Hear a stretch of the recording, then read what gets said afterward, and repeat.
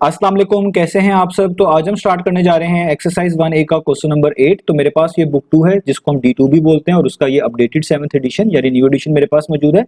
और इस new addition का ये चैप्टर नंबर 1 चल रहा है। मैंने इस चैप्टर के नेम से एक सेपरेट प्लेलिस्ट बनाई हुई है, उसका लिंक नीचे डिस्क्रिप्शन में गिवन है।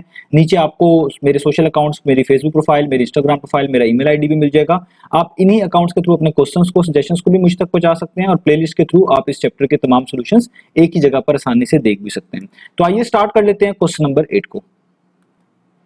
तो अब आपको सामने स्क्रीन पर क्वेश्चन नंबर 8 की जो स्टेटमेंट है वो लिखी हुई नजर आ रही है। नीचे इसके दोनों पार्ट्स भी मेंशन नजर आ रहे हैं। पहले स्टेटमेंट को रीड करते हैं। तो स्टेटमेंट में लिखा हुआ है verify the commutative property of addition and multiplication of the following numbers. तो ए पार्ट में भी बी पार्ट में भी आपको कुछ नंबर्स दिए गए हैं। ये फ्रैक्शंस की फॉर्म में यहाँ पे ए और बी पार्ट में नंबर्स गिवन है। आपने इन नंबर्स के ऊपर commutative property with respect to addition भी अप्लाई करके वेरीफाई करके दिखानी है। और इन्हीं दो पार्ट्स में जो आपको डिफरेंट नंबर्स गिवन है फ्रैक्शंस की फॉर्म में, आपने इन्हीं नंबर्स के ऊपर commutative property with respect to multiplication भी अप्लाई करनी है और वो भी वेरीफाई करके दिखानी है। यानी हर पार्ट पे दो प्रॉपर्टीज आपने वेरीफाई करनी है। एक है कम्यूटेटिव प्रॉपर्टी ऑफ एडिशन और एक है कम्यूटेटिव प्रॉपर्टी ऑफ मल्टीप्लिकेशन। अब यहां पर एक चीज और आप देख लीजिएगा कि पार्ट नंबर बी में हो सकता है आपके एडिशन में भी यहां पर जो दूसरा नंबर लिखा हो वो 7/7 लिखा हो, जबकि करेक्ट जो है वो 7/5 यहां पर था। तो मैंने इसलिए यहां पे 7/5 लिख लिया है। अदरवाइज 7/7 के लिहाज से भी अगर आप क्वेश्चन को करना चाहें तो भी कोई इशू नहीं है, तब भी आपका आंसर ठीक आएगा। वो जब आप कम्यूटेटिव प्रॉपर्टी समझेंगे आपको उसी से अंदाजा हो जाएगा। लेकिन मैंने यहां पर आपको ये बता दिया कि यहां पे 7/5 होना चाहिए था, 7/7 नहीं है। तो आप इसको भी चेंज कर सकते हैं। अगर आप 7/7 के साथ करना चाहें तो वैसे भी कर सकते हैं। तो ये मैंने आपको चीज बता दी। तो अब हम सबसे पहले स्टार्ट करेंगे कि हमें ये पता होना चाहिए कि कम्यूटेटिव प्रॉपर्टी एडिशन की होती क्या है और कम्यूटेटिव प्रॉपर्टी मल्टीप्लिकेशन की क्या होती है, तभी हम इन पार्ट्स को आसानी से कर पाएंगे। तो हम ए पार्ट से स्टार्ट लेते हैं। तो ए पार्ट में पहले मैं नंबर्स को लिख लूं जो हमारे पास गिवन है फ्रैक्शंस की फॉर्म में। एक है 3/5 और एक है 7/3। तो पहले मैं यहां पे आपको commutative property with respect to addition बताने लगा हूं, उसके बाद हम मल्टीप्लिकेशन की बात करेंगे। तो मैं यहां पे लिखने लगा हूं इस प्रॉपर्टी को कि जो कम्यूटेटिव प्रॉपर्टी ऑफ एडिशन जो कम्यूटेटिव प्रॉपर्टी होती है एडिशन की, वो क्या स्टेट करती है, वो क्या होती है, स्टेट्स दैट कि अगर आपके पास कोई भी दो नंबर्स हो, कोई दो नंबर्स का मतलब कोई भी दो रियल नंबर्स, लेट्स से एक का नाम ए कह लें, एक का नाम बी कह लें, और आप उनको ऐड करें यानी ए प्लस बी करें, तो उनका आंसर इक्वली होगा किसके, अगर आप बी प्लस ए कर दें। यानी कम्यूटेटिव प्रॉपर्टी ऑफ एडिशन ये आपको बताती है कि ऑर्डर मैटर नहीं करता। आप चाहे किसी भी दो रियल नंबर को आगे पहले या बाद में लिख लें, लेकिन आप उन्हें ऐड कर रहे हो तो इससे कोई भी फर्क नहीं पड़ेगा। जैसे आप देखें इस साइड के ऊपर ए प्लस बी लिखा हुआ है, ए पहले है बी बाद में, और इस साइड में बी पहले लिखा हुआ है ए बाद में। तो कम्यूटेटिव प्रॉपर्टी ऑफ एडिशन आपको यही बताती है कि कोई भी दो रियल नंबर्स हो उसमें ऑर्डर मैटर जो है वो नहीं करेगा जब भी आप उन दोनों को ऐड कर रहे होंगे। आप किसी भी नंबर को पहले या बाद में रख सकते हैं और तब भी ऐड करने से आपको सेम ही आंसर मिलेगा। तो चाहे आप a प्लस बी कर लें या b प्लस ए कर लें, ये मैटर नहीं करता, आंसर आपका एक जैसा ही आएगा, कोई भी यहां पे प्रॉब्लम नहीं होने वाली। तो इसी को बोलते हैं commutative property with respect to addition. अब आपने वो इस नंबर के ऊपर अप्लाई करनी है, तो आप इसमें से एक को ए मान लें और एक को बी मान लें। ये आपकी मर्जी, आप किसी भी एक को ए और किसी भी एक को बी कह सकते हैं। तो इसका मतलब आप प्रूफ क्या करना चाहते हैं। तो अगर मैं इसी प्रॉपर्टी के लिहाज से लिखना चाहूं कि मैं प्रूफ क्या करना चाहता हूं, मैं प्रूफ ये करना चाहता हूं, मैं यहां पे लिखूंगा टू प्रूफ। ये हम प्रूफ करना चाहते हैं और वेरीफाई करना चाहते हैं कि 3/5 में अगर आप ऐड कर दें 7/3 तो वही आंसर आना चाहिए कि अगर आप 7/3 में ऐड कर दें 3/5। इसको आप इस तरीके से पढ़ लें, यानी ऑर्डर मैटर नहीं करेगा। पहले चाहे 3/5 लिख लें या पहले 7/3 लिख लें, इन दोनों को आपस में ऐड करने से आंसर सेम आएगा। तो ये चीज बेसिकली अगर हमने प्रूफ कर ली, वेरीफाई कर ली, तो इसका मतलब एक तरह की हमने उसके ऊपर commutative property with respect to addition verify कर ली।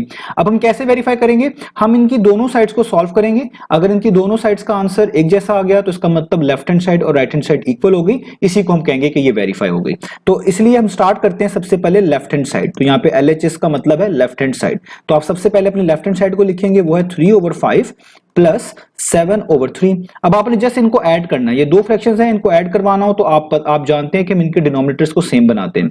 यहाँ पे 5 लिखा हुआ है, यहाँ पे 3 लिखा हुआ है, तो 5 और 3 दोनों ही प्राइम नंबर्स होते हैं। तो आप इनको क्या बना सकते हैं, एक जैसा नंबर, आप इनको 15 बना सकते हैं। अगर आप 5 को नीचे 3 से मल्टीप्लाई कर दें, और जैसा नीचे से मल्टीप्लाई करते हैं जिस नंबर से, वैसे ऊपर भी करना पड़ता है, ऊपर भी 3 से करना पड़ेगा।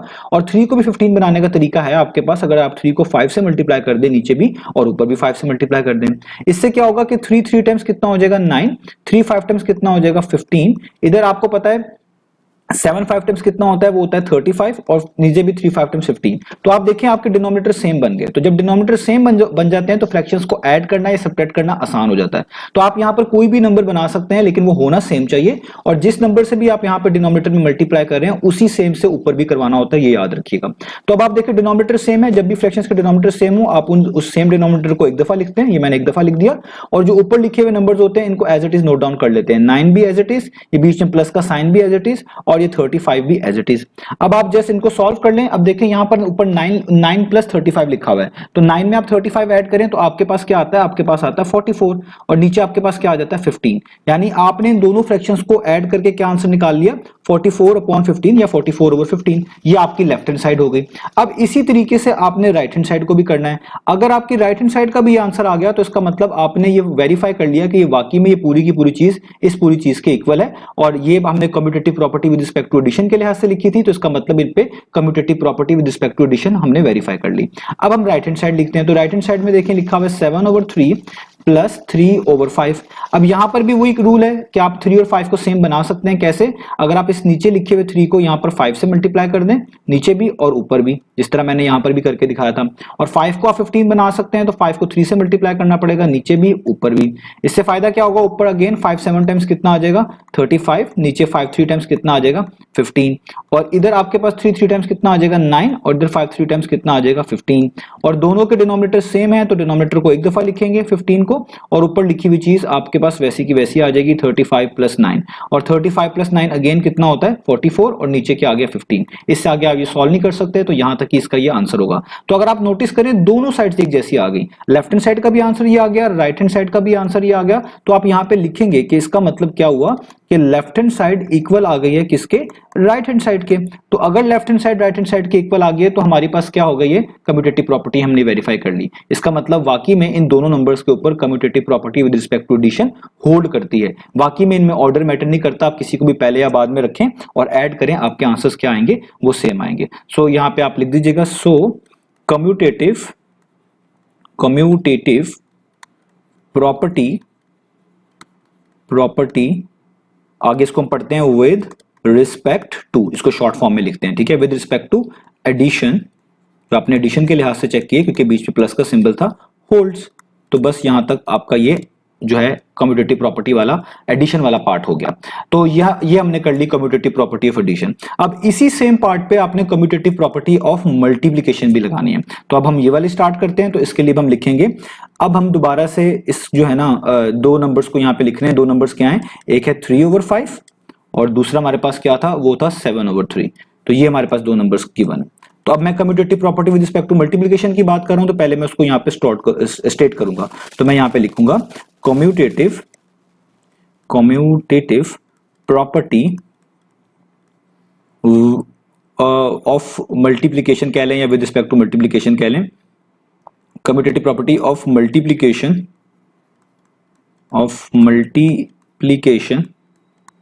स्टेट्स, वो हमें क्या बताती है।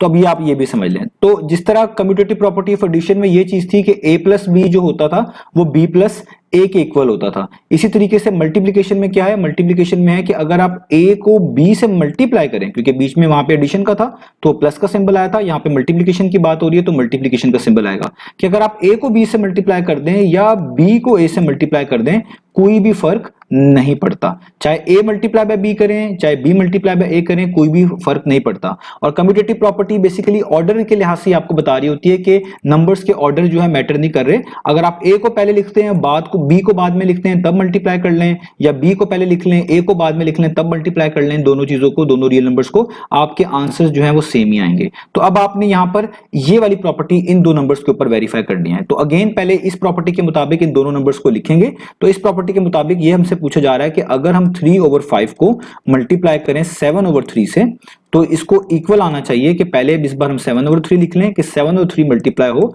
3/5 से। यानी आप देखिए मैंने जस्ट ऑर्डर बदल के लिखा है। हम ये प्रूफ करना चाहते हैं कि ये दोनों चीजें क्या होनी चाहिए, इक्वल होनी चाहिए। तो जिस तरह मैंने आपको पीछे समझाया बिल्कुल यहां पे भी वैसे ही करेंगे। पहले हम लेफ्ट हैंड साइड को चूज करेंगे। तो लेफ्ट हैंड साइड हमारे पास लिखी हुई है 3/5 मल्टीप्लाई बाय 7/3। अब आप इसको जस्ट सॉल्व करेंगे तो देखिए यहां पर ये 3 और 3 जो है कैंसिल आउट हो जाता है। तो 3 3 से क्या हो गया कैंसिल आउट, यहाँ पे जस्ट बच जाएगा 7 और नीचे बच जाएगा 5। इससे आगे आप इसको सॉल्व नहीं कर सकते। इसी तरीके से आप यहाँ पर राइट हैंड साइड को भी सॉल्व करेंगे। तो राइट हैंड साइड पहले लिख लें। राइट हैंड साइड क्या है, वो है 7/3 मल्टीप्लाई बाय 3/5। तो अब यहाँ पे भी देखें 3 से क्या हो गया, कैंसिल आउट, तो सिर्फ बचा 7/5। तो देखिए दोनों चीजें इक्वल आ गई, लेफ्ट हैंड साइड और राइट हैंड साइड दोनों इक्वल है। तो आप यहाँ पे लिखेंगे भी इस चीज को कि लेफ्ट हैंड साइड इक्वल है किसके, राइट हैंड साइड के। तो इसका मतलब कम्यूटेटिव प्रॉपर्टी होल्ड करती है। तो आप यहाँ पे लिखेंगे so commutative property holds with respect to multiplication के लिहाज से कम्यूटेटिव प्रॉपर्टी जो है वो ऊपर लिखे हुए नंबर्स पे क्या करती है, होल्ड करती है। तो यहां तक हमने इसको करना था। तो ये हमारा ए पार्ट फिनिश हो गया। अब इसी पैटर्न के ऊपर आपने इसका बी पार्ट भी करना है, वो अब आप खुद भी कर सकते हैं। मैं यहां पर आपको अगली जो है इसके बाद वो करवाने भी लगाऊं। तो उम्मीद है आपको दोनों प्रॉपर्टी समझ आ गई, ए पार्ट समझ आ गया। अब हम चलते हैं बी पार्ट की तरफ। तो अब हम स्टार्ट कर लेते हैं इसका बी पार्ट। तो बी पार्ट में जो आपको दो नंबर्स गिवन है उसमें से एक है 8/5 और दूसरा है आपके पास 7/5। तो मैं आपको पहले भी बता चुका हूं कि बुक में यहां पर 7/7 लिखा हुआ है इस जगह के ऊपर, और वो गलत है। असल में यहां पे 7/5 था, तो मैंने इसलिए 7/5 लिखा हुआ है। अदरवाइज अगर आप 7/7 भी यूज करके करेंगे तब भी आपकी कम्यूटेटिव प्रॉपर्टी में कोई इशू आने वाला नहीं है। तो आइए स्टार्ट करते हैं। सबसे पहले हमने इस नंबर पे commutative property with respect to addition लगानी है, तो उसको वेरीफाई करना है। तो इसलिए मैं यहां पे लिखना पड़ेगा वही स्टेटमेंट जो पहले भी आपको बताइए कि commutative property with respect to addition, इसको हम शॉर्ट फॉर्म में पढ़ते हैं, विद रिस्पेक्ट टू लिखते भी इस तरह ही है, with respect to addition states. वो हमें क्या बताती है, तो वो हमें बताती है कि अगर आपके पास कोई दो रियल नंबर हैं ए और बी, आप उनको ऐड करते हैं यानी a प्लस बी करते हैं तो उनका आंसर इक्वल आएगा। अगर आप b प्लस ए करते हैं, यानी ऑर्डर मैटर नहीं करता, अगर आप a को पहले लिख लें फिर b को बाद में लिख लें इस तरह ऐड कर लें, या b को पहले लिख लें a को बाद में लिख लें इस तरह ऐड कर लें, दोनों के मीनिंग सेम है। तो अब हमने इस प्रॉपर्टी के मुताबिक पहले अपने इन दोनों नंबर्स को लिखना है। तो इन दोनों नंबर्स को हमने अगर इस पे कम्यूटेटिव प्रॉपर्टी चेक लगानी है, वेरीफाई करनी है, तो ये चीज प्रूव करनी पड़ेगी कि 8/5 में अगर आप ऐड कर लें 7/5 तो भी वही आंसर आएगा अगर आप 7/5 को पहले लिख लें और इसमें ऐड कर लें 8/5। यानी ऑर्डर मैटर नहीं करता, किसी को भी पहले या बाद में लिखा जा सकता है। अब इसको प्रूव करने के लिए भी आपको पहले एक लेफ्ट हैंड साइड यहां पे सॉल्व करनी पड़ेगी। लेफ्ट हैंड साइड आप देख रहे हैं लिखी हुई है 8/5 प्लस 7/5। अब यहां पर आप देखिए इन दोनों फ्रैक्शंस को अगर आपने ऐड करना है, इनके डिनोमिनेटर सेम करने पड़ते हैं। यहां पर पहले से ही डिनोमिनेटर सेम है तो आपके लिए आसानी होगी। तो जब डिनोमिनेटर सेम होगा तो आप डिनोमिनेटर को इस तरह लाइन डालकर एक दफा लिखेंगे और जो ऊपर लिखे हुए नंबर्स होते हैं इनको just as it is note down कर लेंगे। यानी 8 भी एज इट इज, प्लस भी एज इट इज और 7 भी एज इट इज। अब 8 में 7 आप ऐड करें तो 8 प्लस 7 कितना होता है, वो होता है 15 और नीचे आपके पास आ जाएगा 5। और 15/5 को आप इजीली सॉल्व कर सकते हैं। 5 1 टाइम्स 5 होता है, 5 3 टाइम्स 15 होता है, तो आपके पास आंसर आ जाएगा यहाँ पर 3। अब इसी तरीके से आप यहाँ पर इसकी राइट हैंड साइड भी सॉल्व कर लें, देखते हैं उसका आंसर भी ये आता है कि नहीं आता। तो राइट हैंड साइड में देखें आपके पास 7/5 पहले लिखा हुआ है, 8/5 बाद में लिखा हुआ है, तो आप यहाँ पे लिखेंगे 7/5 प्लस 8/5। तो अब आप इनको ऐड करें, यहाँ पे भी दोनों फ्रैक्शंस को ऐड करने के लिए डिनोमिनेटर सेम होने चाहिए थे, वो पहले से सेम है, तो 5 को एक दफा लिखा जाएगा जो डिनोमिनेटर सेम होता है, और ऊपर लिखी हुई चीजों को एक दफा लिखा जाएगा। अब 7 प्लस 8 फिर से 15 होता है और नीचे आपके पास 5 आ जाएगा। 5 1 टाइम्स 5 3 टाइम्स, तो आंसर क्या आ गया 3। तो देखें कोई भी आंसर में फर्क नहीं पड़ा, चाहे किसी को पहले लिखें या बाद लिखें, यही हमें कम्यूटेटिव प्रॉपर्टी बता रही होती है विद रिस्पेक्ट टू एडिशन। तो इसका मतलब आप यहाँ पे लिख देंगे कि भाई लेफ्ट हैंड साइड किसके इक्वल आ गई, राइट हैंड साइड के, और कम्यूटेटिव प्रॉपर्टी होल्ड कर गई। तो आप यहां पे लिख देंगे so commutative property with respect to, ये शॉर्ट फॉर्म में हम इसको लिख रहे होते हैं, with respect to addition holds, तो वो होल्ड करती है। यानी होल्ड करने का मतलब वेरीफाई हो गई।